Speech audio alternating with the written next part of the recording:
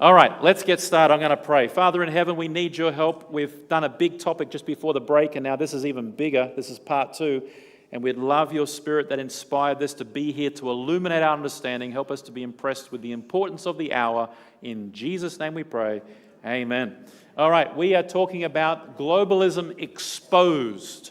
This is part 1 of a part 2. I know this is part 2 of tonight. But tomorrow night, our first presentation will be part 2 to this. Globalism exposed. Tonight we are looking at the rise of Rome and the New World Order.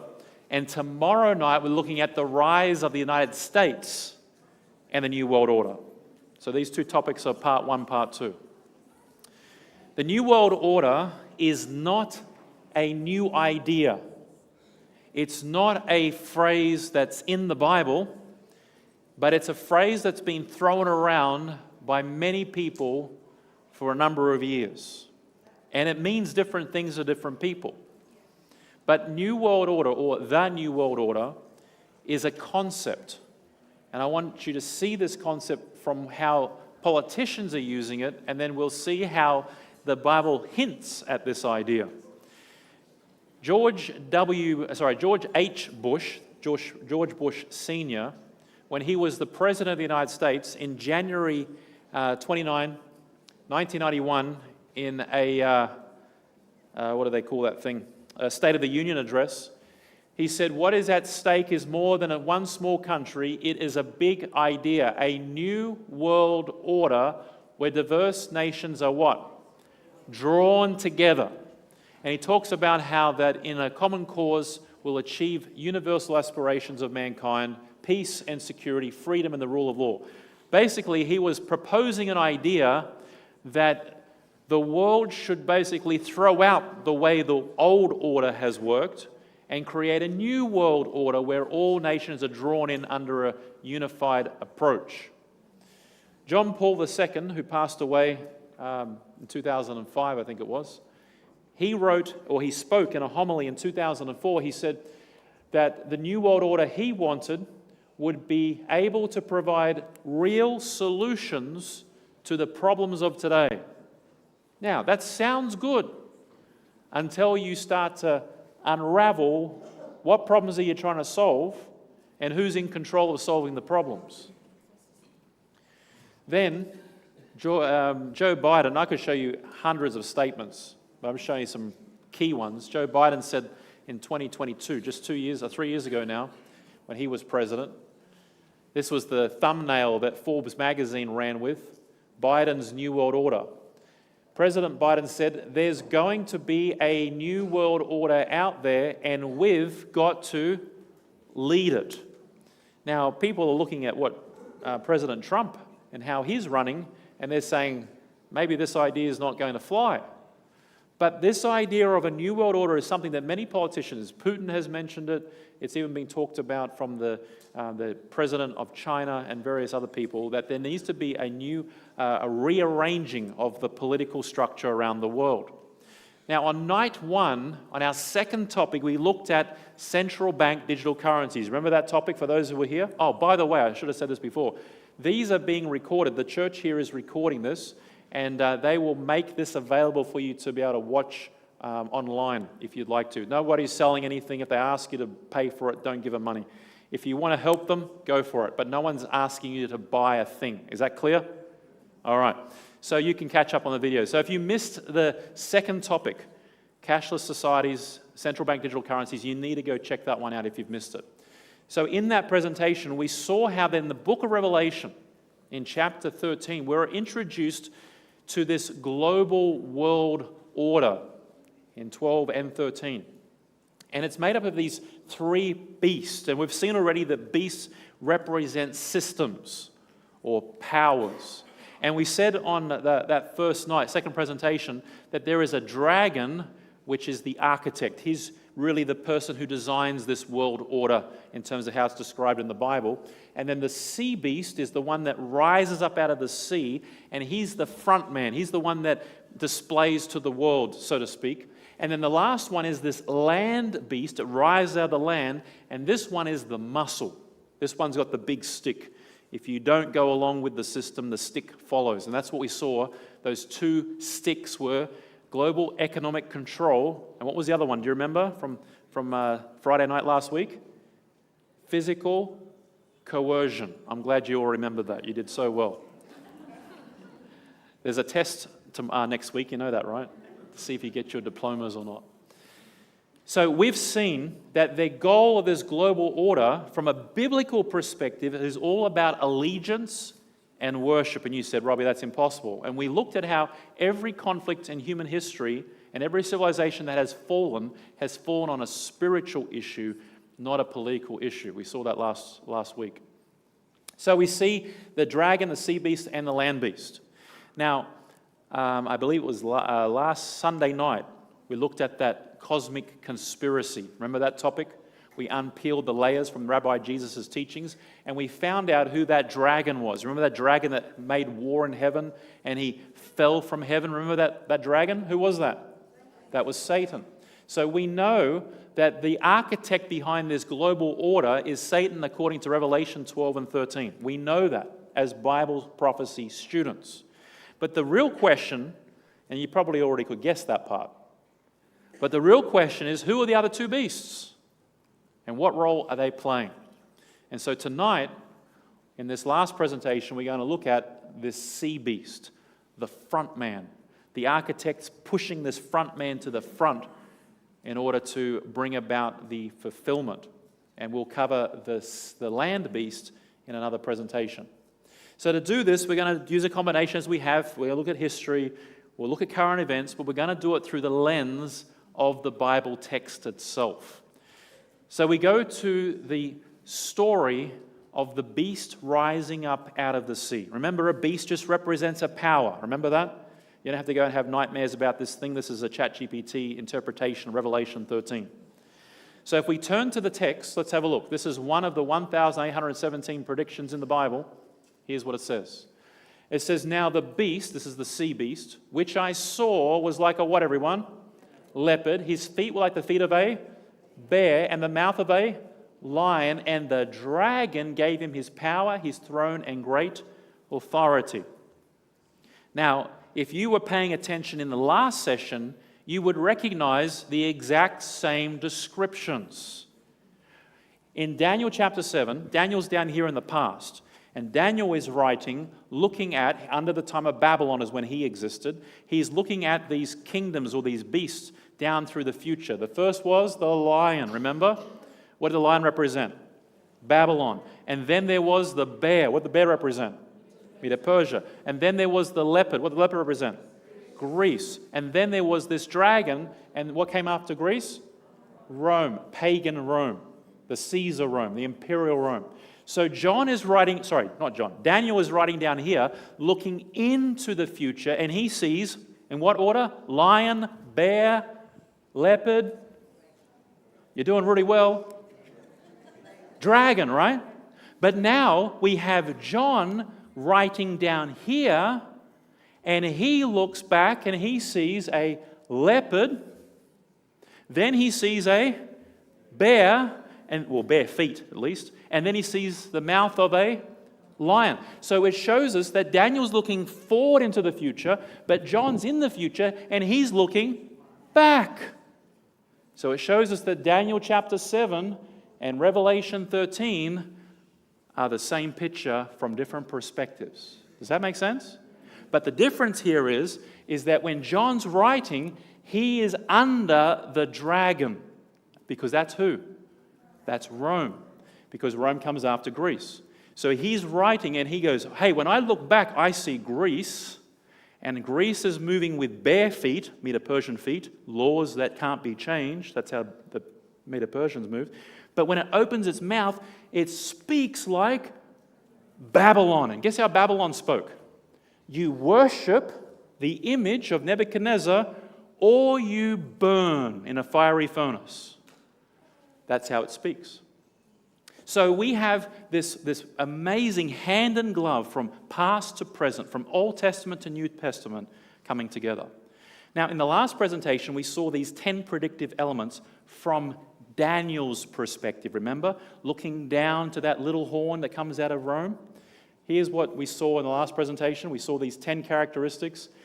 From 538 to 1798, there'd be this Holy Roman Empire for 1,260 years. But then we zoomed in on that little horn. That little horn, that characteristics of those little horn is the same description that we're going to see in this sea beast in Revelation. So think of Daniel, you're looking at the little horn as the focus. In Revelation, we're looking at the sea beast. Does that make sense so far? So let's have a look. You're going to see this very clearly. These are the same power. This is the same thing coming together. So Revelation chapter 13 gives us 9 identifying characteristics. We got 10 from Daniel. Now Revelation gives us 9. So you'd think if we faked or misunderstood Daniel's clues, this isn't going to work, is it? From Revelation's clues. But we're going to have 2 different perspectives aligning exactly the same. Let's have a look. The first characteristic in Revelation we find is that the sea beast arises from what kind of part of the world?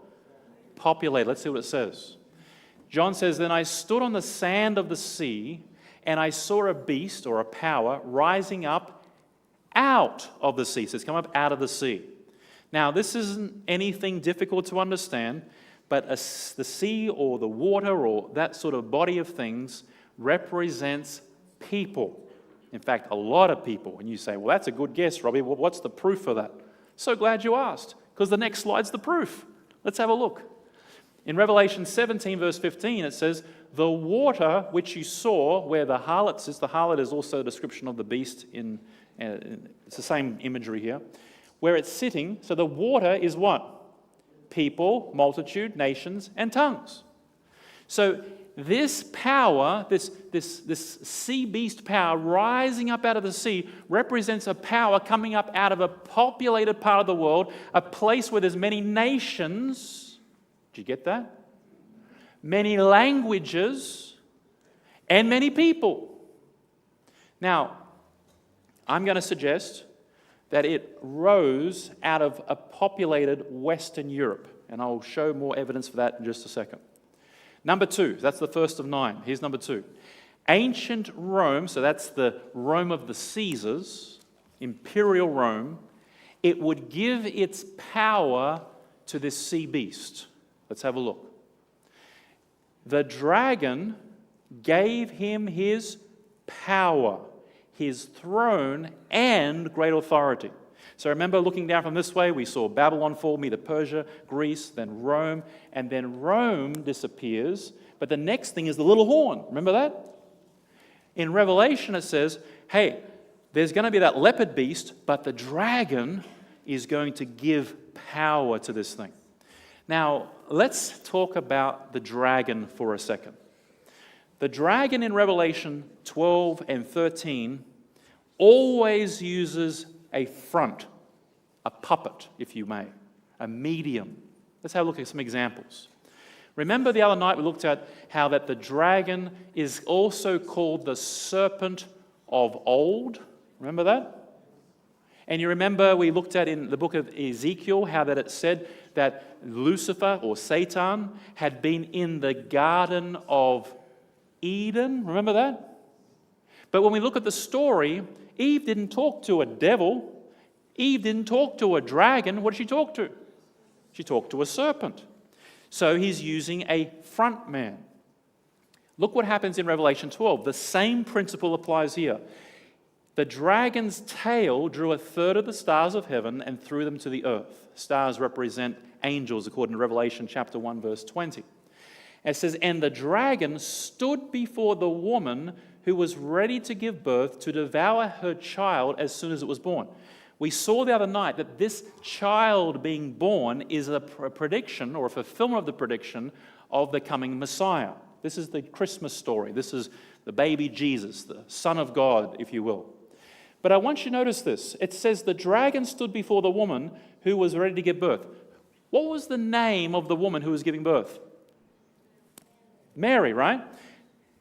Did Satan show up as a dragon in front of Mary, waiting for that baby to be delivered to stab it to death or kill it to death? Yes or no?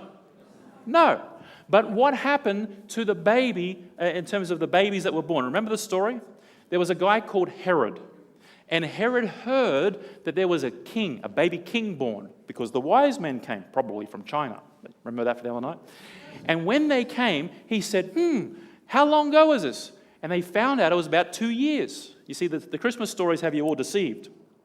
When the wise men came and gave their gifts to baby Jesus was probably 2. It wasn't the night he was born.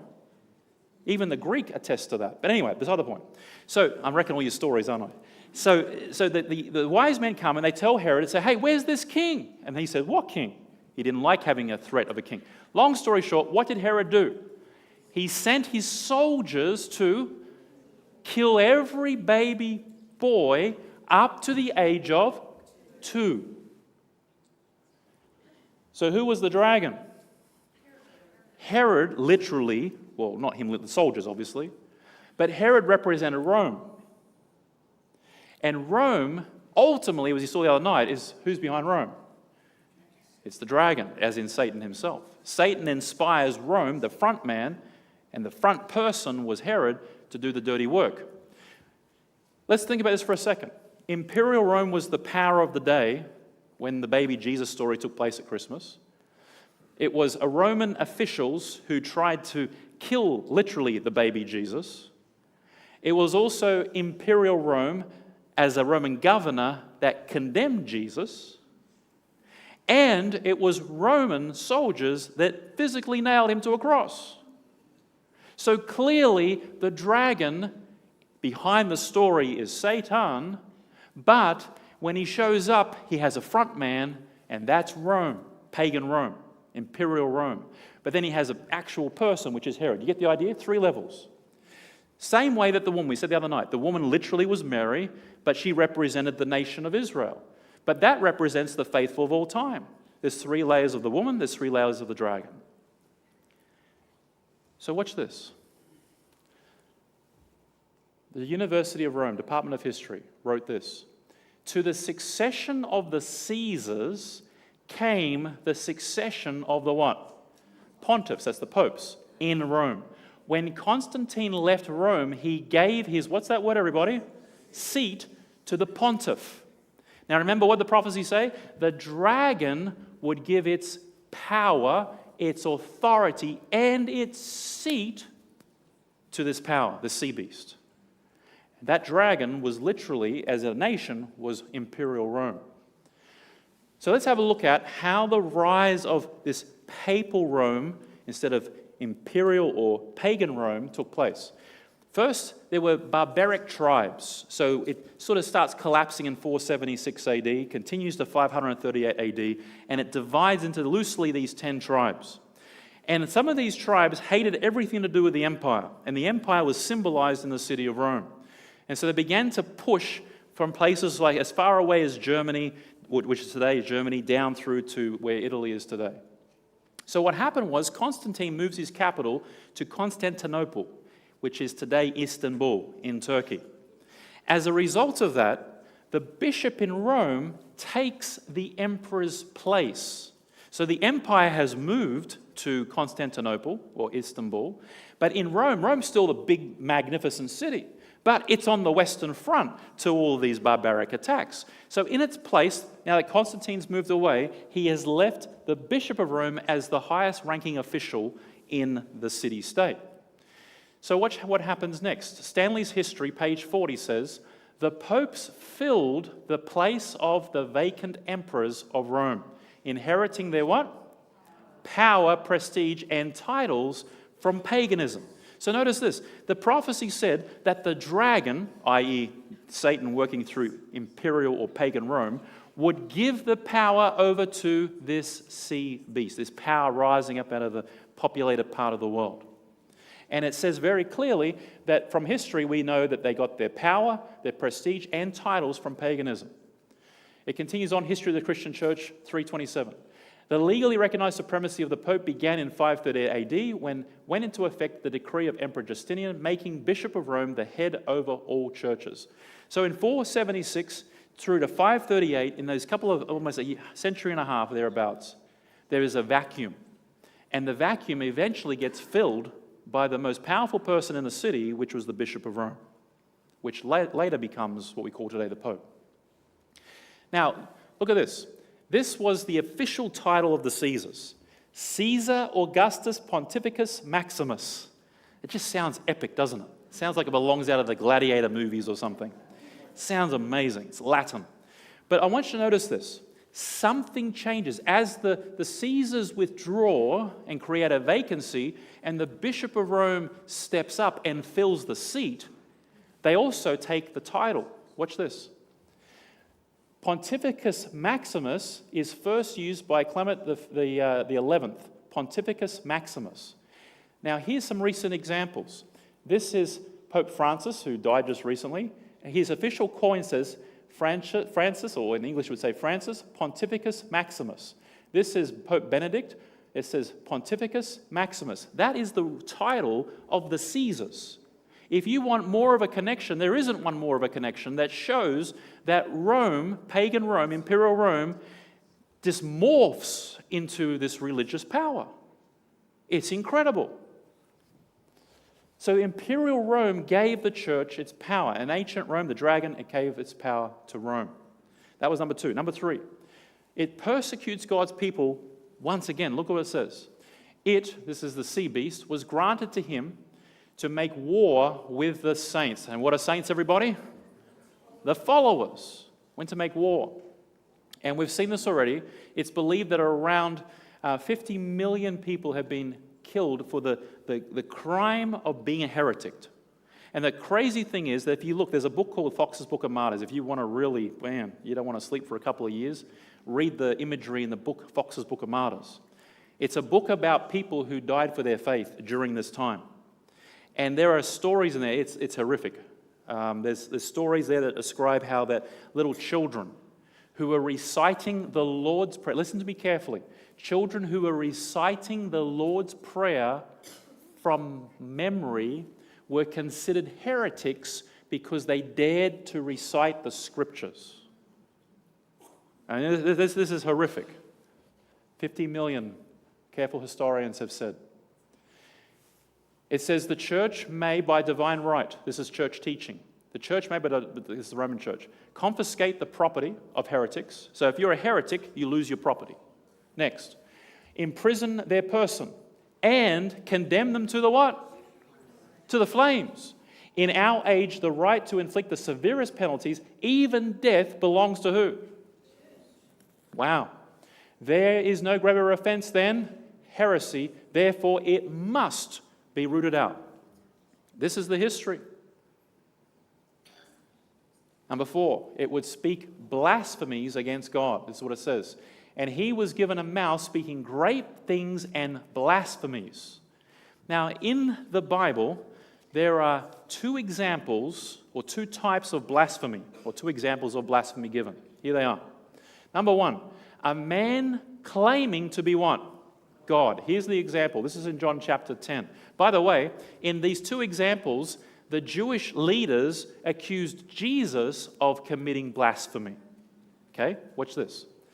So this is Jesus. He's done some healing, and he says, "Why are you wanting to stone me?" And they say, "We are not stoning you for any good work," they replied, "but for what? Blasphemy. Because you are a mere man," this is the Jewish thought, "claiming to be who?" So in a Jewish mind, in a biblical mind, a blasphemous statement is you are a mere man, but you're claiming to be God. That's the first definition of blasphemy. Are we clear? All right. Here's a second definition. A man claiming to what? Forgive sin. Now, what is sin, everybody? We said in the first presentation, sin is transgressing or breaking the law. Whose law? God's law. So let me ask you a question. If you break God's law, can I forgive you as a mere man? Of course not. Why not? Because you didn't do anything to me. The only person who can forgive you is the person who you have wronged. So the problem here is that the claim is that someone, a mere man, can forgive somebody's sin against God. That's the claim. So Jesus forgives sin of a paralytic, a person who can't walk. And when he forgives his sins, the Jewish leaders lose it. This is what it says. Now, some of the teachers of the law were sitting there thinking to themselves, why does this fellow talk like that? He is blaspheming. Who can what? Forgive sins, but God alone. These are the two biblical definitions for the act of blasphemy. So this power, this sea beast rising up out of a populated part of the world, it's going to commit an act of blasphemy, which means it will either say it is God as a man, or it will claim to forgive sin as a man. Does that make sense? Because that's the only definitions we've got in the Bible. I want to show you something. Pope Leo, there he is again, the 13th. The Pope is the absolute head of the church. We saw this in the previous presentation. The supreme teacher in the church is the Roman Pontiff. Union of minds therefore requires complete submission and obedience to the Roman Pontiff as to who? So if I said to you, you obey me as you obey God, what am I saying? I'm on the same level as God. That's called blasphemy. That's a person, a mere man claiming to be God. And if you say, well, how do you know he's not? The office of papacy, how do you know? I'll tell you how. Because God can't die. Right? Speak blasphemies. We hold upon this earth the place of who? God Almighty. The Pope is of so great dignity and so exalted that he is not a mere what? But, as it were, God. That's the definition of blasphemy. Again, this is not about individuals. It's about a system. And I'll show you very clearly why this is a problem for the Bible and for Jesus. It would speak blasphemies against God. The priest holds, so this is the handbook for becoming a priest. It says the priest holds the place of who? The Savior himself. When he, by saying, ego te absolvo, he absolves from sin, which means he forgives their sin. That's why, as a priest, you come to the priest and you confess. Because the priest, the belief is, the priest has the power to forgive sin. But that's the second definition of blasphemy. Number 5. He would rule for, we've seen this before, haven't we? 1,260 years. Here's how Revelation puts it. It says he will continue, he was given authority to continue for 42 months. How do we get 1,260 days out of 42 months? Really simple. Biblical month is 30 days. 42 months times 30 days is 1,260 days. 1,260 days are prophetic, and we've already seen many times that Ezekiel 4:6, number 14:34, even Jesus' fulfillment of Daniel chapter 9, all point to the fact that one day in prophecy is how many years? 1 year. So this power is going to rule for 42 prophetic months or 1,260 years.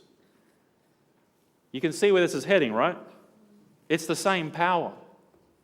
1,260 years, Holy Roman Empire ruled from 538 AD to 1798 for a total of 1,260 years. In 1798, it lost its state power and retained only its religious authority. And that brings us to number 6.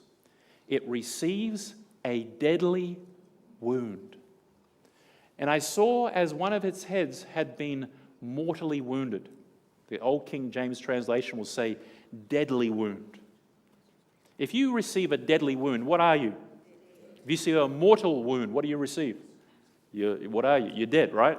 No matter how you slice and dice it, you're dead if you receive a deadly wound. I want you to notice this.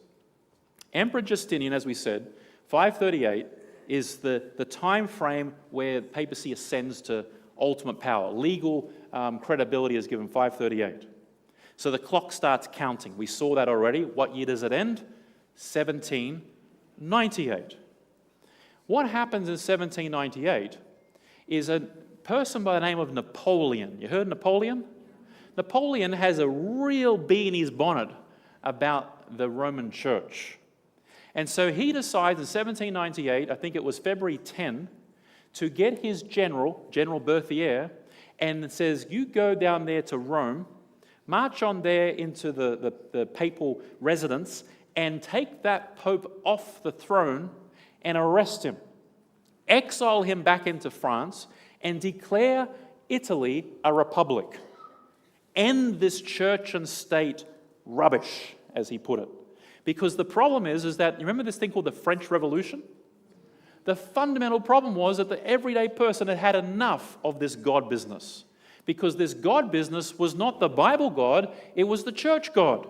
And the church God said, do what we say, don't do what we do, and you'll be just fine. Believe differently, we'll burn you, we'll sink you at the bottom of a river, we will end you. You're a heretic, we'll confiscate your property. And the everyday people said, we've had enough of this. We've had 1,260 years of this. So Napoleon marches over Berthier. Berthier arrests the Pope and declares the church and state Holy Roman Empire ended. Incredible. Pope Pius VII was the next pope after that pope was arrested. And Pope Pius, he referred in his personal correspondence to the event that had taken place with Berthier as a deadly wound. It's incredible, because the church had lost its political power. It was still allowed to be a church, but it lost its power as a state power. The next pope, continuing on, it says, multitudes imagined that the papacy was at the point of what? Death, and asked, would Pope Pius VI be the last pontiff? And if the close of the 18th century would be signalized by the fall of papal dynasty. This is incredible. This isn't that, I mean, it's longer than you and I lived around, but it's not that long ago, is it? And so something big happened. Church and state had been divorced at the hand of Napoleon. And so it would receive this deadly wound. But the next characteristic in the prophecy says, the wound would be healed. And his deadly wound was healed. Let me ask you a question. If you've got a deadly wound, what are you? Dead. If your deadly wound, and what are you again? Dead, is healed, what are you? You're alive again. So what killed you in this story? You lost your, what power? Political power. You still have your church power, but you're dead. So if you come back to life from that deadly wound, what do you have to get back? Political power. And that is exactly what happened in 1929. In 1929, the Latin Treaty was signed by Mussolini, you heard of Mussolini, and the Cardinal Gasparri, and they signed this thing called the Latin Treaty or the Roman Pact. And this is the table that they signed it on in the Lateran Palace. Now, this was like a big moment for me about 6 weeks ago. I got to go to the very place that this was signed. I've been waiting to see this for years. And here it is. This is my picture of the table. This is the actual table, the actual room. You see the picture there. They got a picture of it.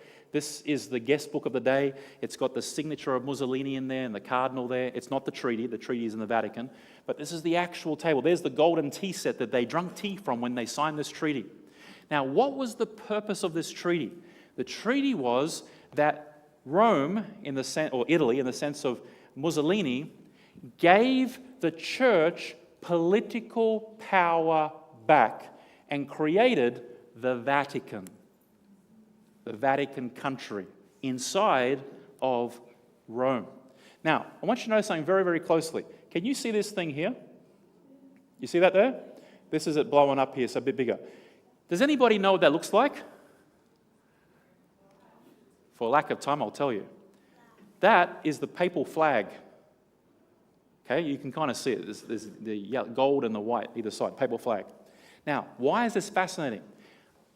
In this room, this very important room where the signing of the treaty gave power back to Rome, the Roman Church, is this flag. And I asked my guide, what does this flag represent here? This is what they told me. The flag, that is the flag that was flying the day that General Berthier arrested the Pope. And they lowered that flag half-mast to symbolize the death of the Holy Roman Empire. That flag has been kept since 1798, and it was brought back into this room after the signing on that desk, because that desk represented the deadly wound being healed. So there's the wound being inflicted with the flag being lowered, and here's the table that signed it back into existence. It's truly remarkable. The Vatican became an independent country in Italy in 1929.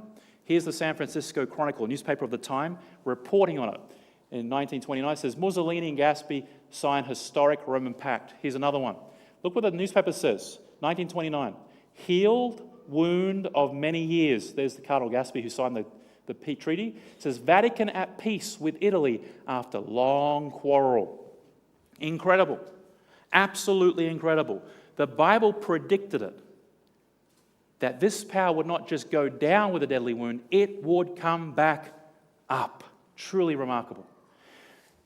Then since this time, there's been a number of popes, but probably the most influential pope was Pope John Paul II.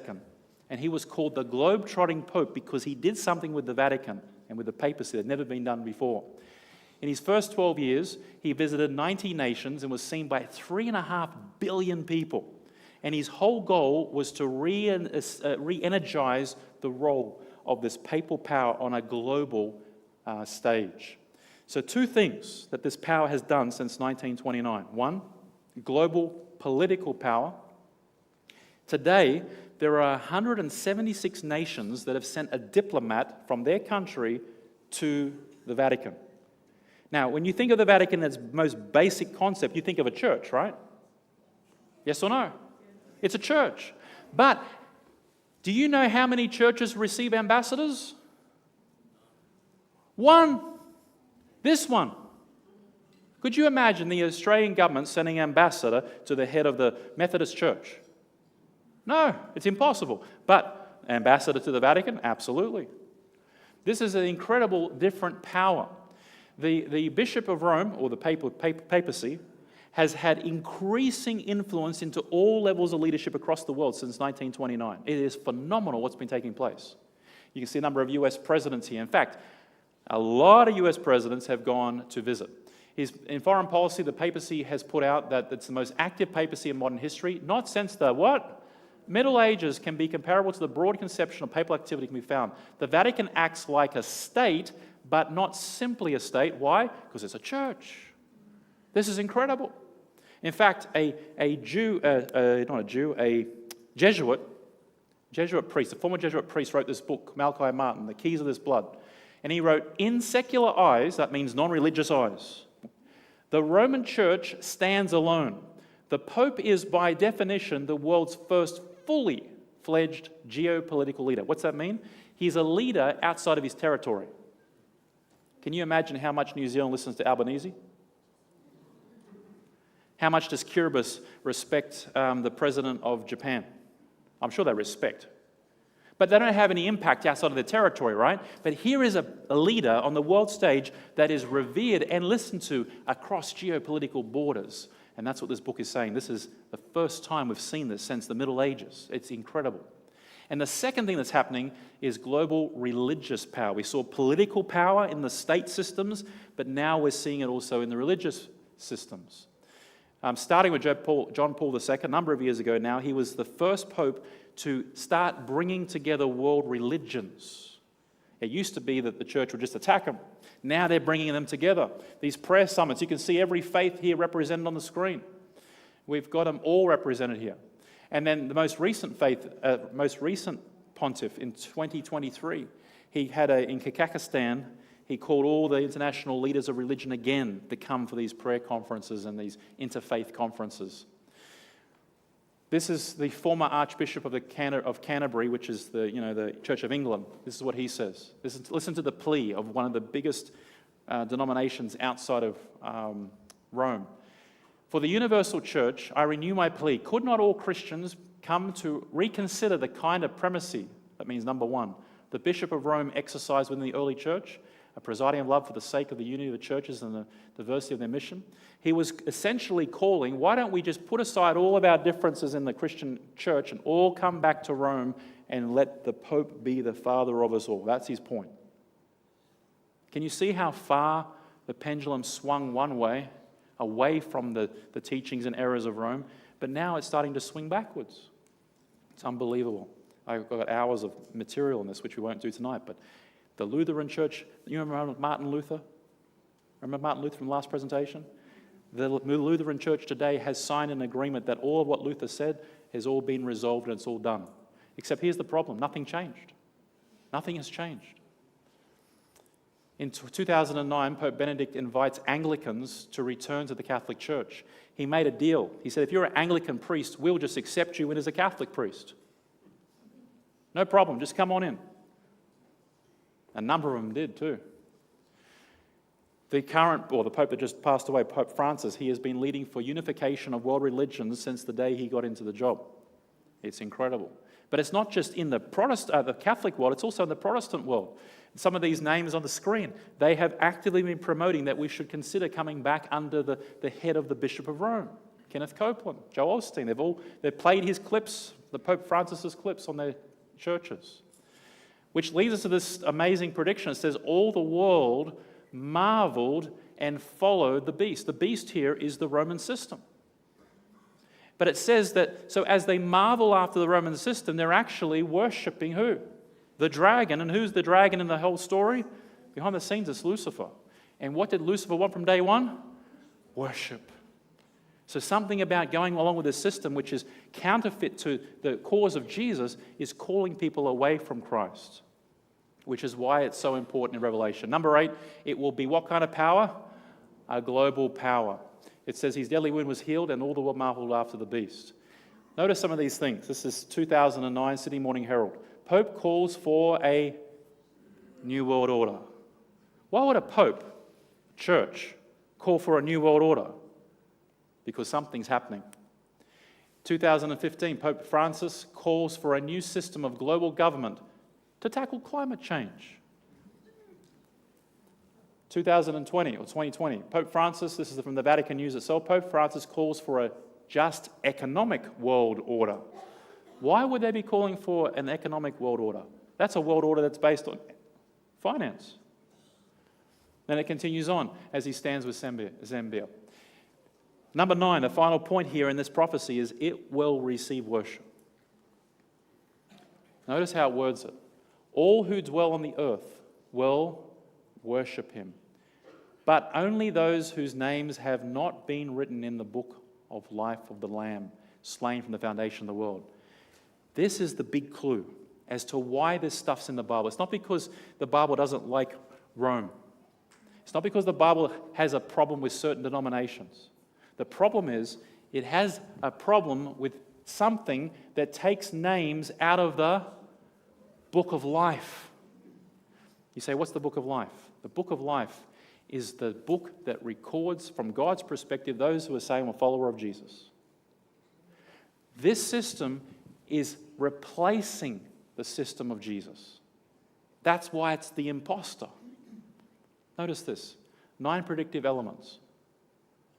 We saw Rome fall in 476 AD, 538, 1798. That's phase 1. And there is a deadly wound at the end of it. But what happened to that deadly wound, everybody? It was healed.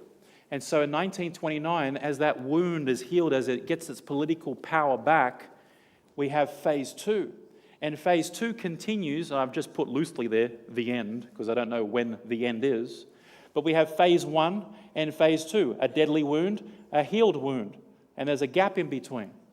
But notice this, here are the 9 things in Revelation chapter 13. It would arise out of the sea, the old world. It gets its power from pagan Rome, because it's before it. It would persecute, we've seen that already, speak blasphemies. It would be power for 1260 years, that was that stage there. Receive a deadly wound, there it is there. The wound would be healed, right there. It will be a global power, that's happening, and receive worship, that's coming. So if we look at this and do our, how much is fulfilled and so on, all this green stuff's happened. That's all science fact, as they say. This is happening, and that's to happen. But if you are a betting individual, once again, if it got all of these things right, and there's 2 things left, what's the chances?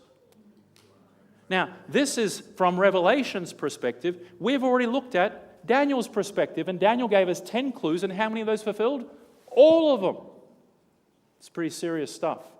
It's either a hoax or it's supernatural. I think this book is trying to tell us something.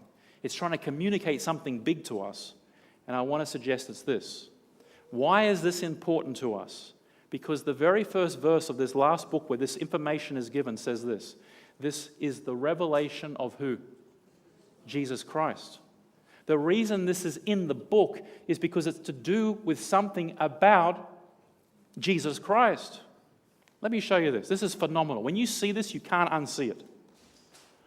Here's Jesus Christ. Here's our sea beast, the antichrist. What's the antichrist do again?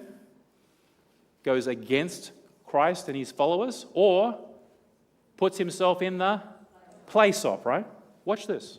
This is incredible. The title is The Imposter. Does Jesus have a twin? The answer is no. But watch this. Jesus begins his ministry as the Son of God by coming up out of the water in Jordan. He begins with a baptism. The Antichrist power in Revelation 13 begins its ministry by coming up out of the water, the sea. Okay? Now, how long did Jesus' ministry last? We saw that on Sunday night. It lasted 3.5 years. How many months is that? 42. 42 months in biblical speak is how many days? 1,260 days. Watch this. Jesus' ministry lasts 3.5 literal years. This Antichrist power continues now after it comes up out of the water. It continues for 42 months, 3.5 years, or literally 1,260 years. Isn't that incredible? Isn't that incredible? But then it gets even better. How does Jesus' ministry end after 3.5 years? Daniel chapter 9 said, in the midst of the last year, the 7th year, what would happen? He would cause the sacrifices to end. What happened to him? Jesus himself was sacrificed. How? He died on a... Do you know what happens after 42 months to this Antichrist power? It gets a deadly wound. This is incredible. It's a coincidence though, isn't it? Watch this. What happens after Jesus' crucifixion? His ministry, how? Resurrection. What happens when you have a deadly wound and then you heal from it? You're back to life. Jesus' resurrection after crucifixion, deadly wound, is healed. This is an antichrist. It's in the place of Jesus. See, Jesus says, I have the solution to all your problems. I can solve your sin. I can solve your addiction. I can solve it. Come to me. But this system says, I can solve your problems. I can solve your problems. Come to me and I'll forgive. Do you see the problem here? It's a counterfeit to Jesus. So Jesus is very concerned about this and says, listen, I want my people to know. I'm not against people, but I'm against a system that's taking you away from me. That's what Jesus is saying here. That's why it says, all who dwell on the earth will worship him, whose names have not been written in the book of life. So how can we go against the crowd when the crowd is going against Jesus? It's really simple. Lamb's Book of Life. Make sure your name's in it. Well, how do you get your name in it? Let's have a look. John, who wrote Revelation, wrote this. He who has the Son, means you, anybody who has the Son, that's Jesus, if you have Jesus, you have life. That means you're in the book of life. And if you don't have Jesus, you have the counterfeit, you don't have life. All you got to do is accept Jesus. You don't need a priest. You don't need a rabbi. You don't even need a pastor. All you need is Jesus. That's it. But billions of people on this earth are deceived into thinking that they need a man to have some sort of freedom. And that is against Jesus. That's an imposter to Jesus. And Jesus has a problem with that. But here's the other thing to remember. Names can be taken out of the book of life. How? Revelation 22 says, if anyone shall take away from the words of the book of this prophecy, God shall take away his part out of the book of life. So how do you keep your name in the book of life? It's really simple. The same way you get into it. Jesus said this. John wrote about it in John 15.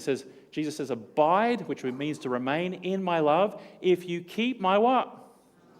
You will abide in my love. Because what's Antichrist about? Sin. And what's sin? Against whose commandments? God's. It's incredible. It's very, very simple. So the solution is really simple. Follow and obey. Continue in this relationship and it's all good. You're not saved because of the commandments. You're saved because of, the person. You're abiding in his love.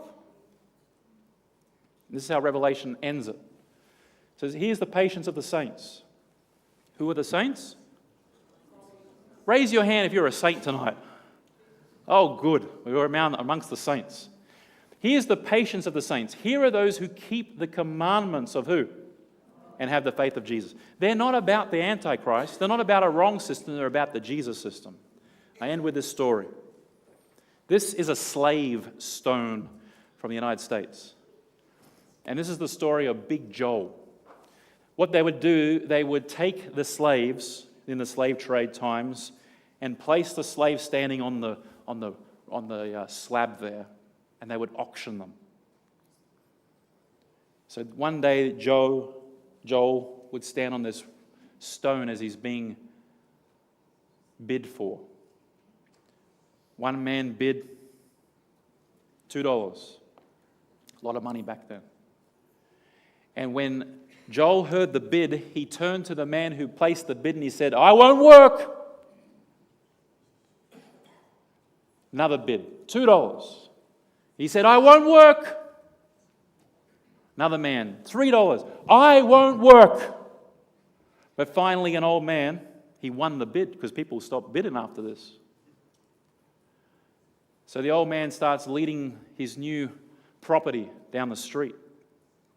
And all the way as he's being led down the street, old Joel is saying, I won't work for you. I won't work for you. I won't work for you. I won't work for you. Sound familiar? I won't work. But then they stopped. And the old man that bought him turned to Joel and said, Joel, I didn't buy you to work for me. I bought you to free you. This changed the whole relationship that Joel had with this man.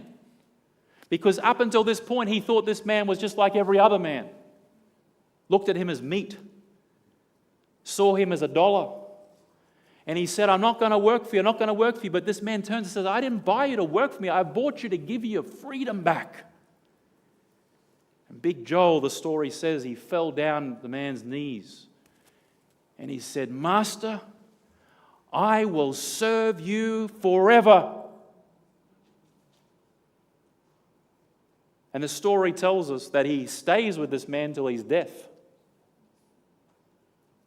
Not because he was bound by any burden of law, but because of the great love that his master had showed him in giving him his freedom.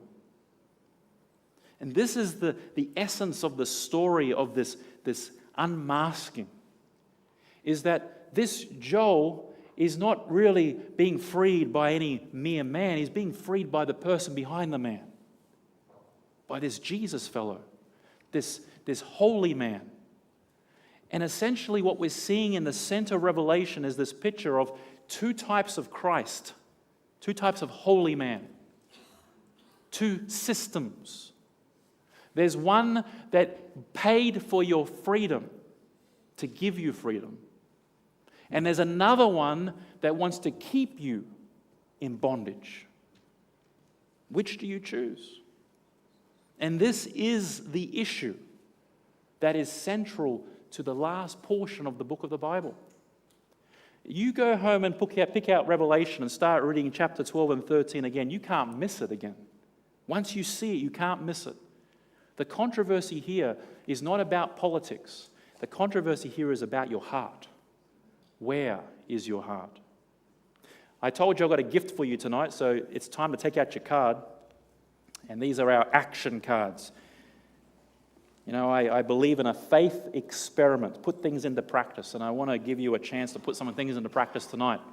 If you're here for the first time tonight, we make sure you get one of these cards. If you haven't got one of these cards, put your hand up. One of our ushers will get you a card. Anyone need one of these cards? Everyone good? Everyone's good? On the back of the card, you'll find a spot to put your name. You don't have to put your address down unless you want the gift. But put your name down there, and I'll explain what numbers 1, 2, 3, 4, and G represent. By the way, if you want to use your phone, you can scan that code, do it through the phone. And this is number, is it? No, 8. This is number 8, I think. Yes, 8. So program 8. By the way, if you do the phone tonight, you probably won't get this book because someone else will get it. Okay, so here's what I want you to do. On this side, you've got number 1 to G down the side. There it is, program 8. Very good. Number 1. Did you understand tonight's topics? If you did, I want you to put a big mark in number 1. That comes back to me to know if I did a clear enough job for you. By the way, if you've got some questions or something you want to give to me, you can try and write it somewhere on the card and they'll get it to me. So number 1 is, did you understand tonight's topics? Let me ask you real quick. Did you understand tonight's topics? Raise your hand if you understood it. Oh, good. Good, good. That wasn't everyone, but that was a lot of people. Good. All right, number 2. After hearing tonight's topic, do you want your name in the book of life? If you do, I want you to tick number 2. Tick number 2. If you want your name in the book of life. I want my name there based on the story we've read so far. Now, tomorrow night, we're going to start looking at how. How does that name go in the book of life? In great detail. Okay, that's number 2. Number 3. There's a lot of stuff I've talked about tonight that might be the first time you've ever heard this. And you're like, dude, I've got some questions. I want to talk to you. In fact, I want to pick your brain. I want to have objections with you. I want to have a good debate. Cool. Let's have a conversation. If you'd like to get in touch with either me, like as in us have a conversation, or one of our helpers here who is also, they've got a lot of people who here called Bible experts or Bible workers. They work with the Bible. They answer questions. If you'd like to talk to someone about some of tonight's topics, tick number 3. Please make sure you got a contact detail so we can get in touch with you. Does that make sense? If you have questions that you want to talk to about these topics tonight specifically, or any topics for that matter, tick number 3 and we'll get in touch with you. Make sure you have a contact there. And number G, letter G, is for tonight's gift. Tonight's gift is a book called, I have 50 copies of it tonight, that's it. It's called The Rise, the Fall, and Resurrection. And it's basically tonight's 2 topics condensed into one little booklet that I've put together. So if you'd like a copy of this tonight, it's the first 50 that walk out there and request it and show the card. It has to have the card. So if you want that, tick G. Does that make sense? Wonderful. Let me pray for you. Father in heaven, we thank you that Jesus is very much the center of Bible prophecy. And just like Big Joel got his freedom from that man, we get our freedom from your man, the holy man. And we've covered a lot of ground tonight. And again, we want to see that this is not about people. This is about a system that is hiding the simplicity of salvation in Jesus. So bless us as we continue this journey. Be with my friends here tonight who have questions, and may they find the answers to those questions as we continue journeying together. We pray this in Jesus' name. Amen.